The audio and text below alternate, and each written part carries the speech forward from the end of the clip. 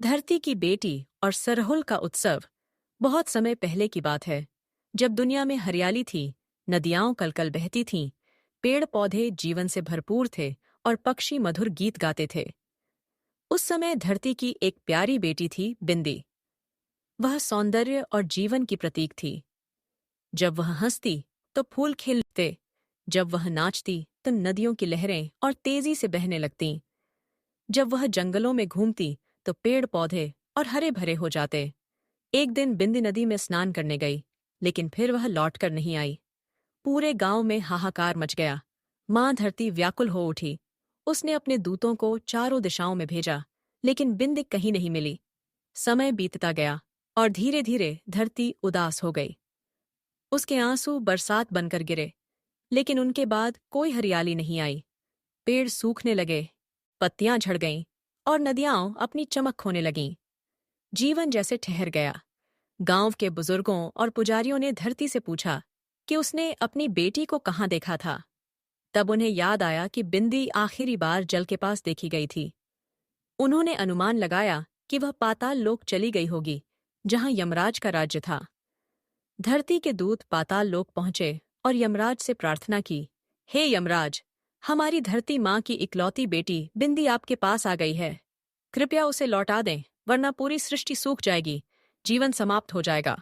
यमराज ने गंभीर स्वर में उत्तर दिया, जो एक बार मेरे पास आ जाता है वह वापस नहीं जाता।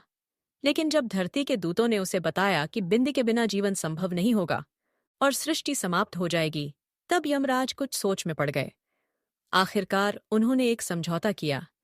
ठीक है, बिंदी का जीवन अब 2 हिस्सों में बंटा रहेगा। वह आधा समय मेरे पास रहेगी और आधा समय धरती पर लौटेगी। जब वह धरती पर लौटेगी तो जीवन फिर से खिल उठेगा, और जब वह मेरे पास आएगी तो धरती फिर से सूनी हो जाएगी। कुछ समय बाद जब बिंदी पहली बार वापस लौटी तो धरती फिर से जीवंत हो गई। जंगलों में नए पत्ते आ गए।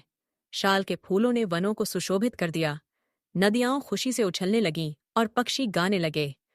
लोगों ने इसे एक पवित्र क्षण माना और इसे सरहुल पर्व के रूप में मनाने का निश्चय किया। एक उत्सव जो प्रकृति के पुनर्जन्म और नवजीवन का प्रतीक बनेगा। सरहुल पर्व की परंपराएं। जब भी बिंदी धरती पर लौटती, गांवों के लोग 4 दिनों तक उत्सव मनाते।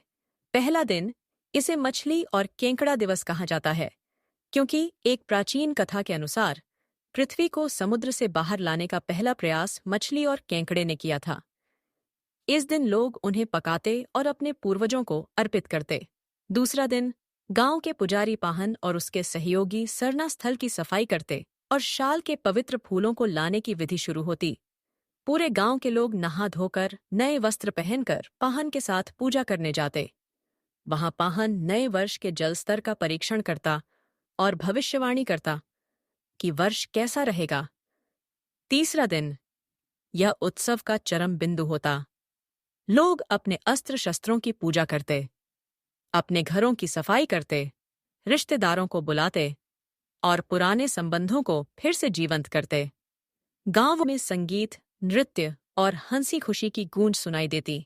चौथा दिन, आखिरी दिन, जब नृत्य और उत्सव समाप्त होता, लोग अखाड़ा की मिट्टी को समतल कर देते, ताकि यह संदेश दिया जा सके कि उत्सव समाप्त हो गया है, लेकिन अगले वर्ष फिर से लौटेगा।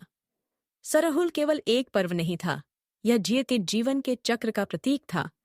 जब बिंदी धरती पर होती तो गांव में हरियाली, खुशहाली और उत्सव का माहौल होता, और जब वह पाताल लौटती तो प्रकृति फिर से शांत हो जाती, पतझड़ आ जाता और गांव के लोग अगले वर्ष की प्रतीक्षा करने लगते। इस तरह धरती, बिंदी और यमराज की यह कथा हर साल प्रकृति के नवरूप को प्रतिबिंबित करती। सरहुल पर्व आज भी उसी भक्ति, उल्लास और परंपरा के साथ मनाया जाता है, जैसे अनगिनत पीढ़ियों से मनाया जाता रहा है। यह यह पर्व सिर्फ एक उत्सव नहीं, बल्कि आदिवासी समाज और प्रकृति के बीच गहरे रिश्ते की गवाही है।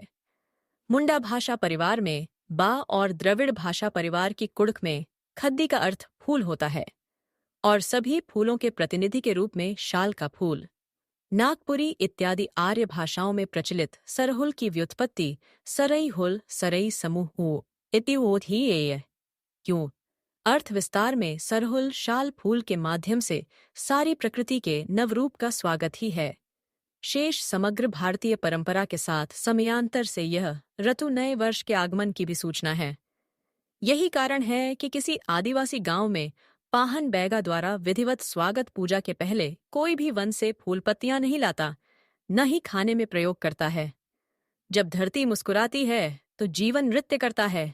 यही सरहुल का संदेश है।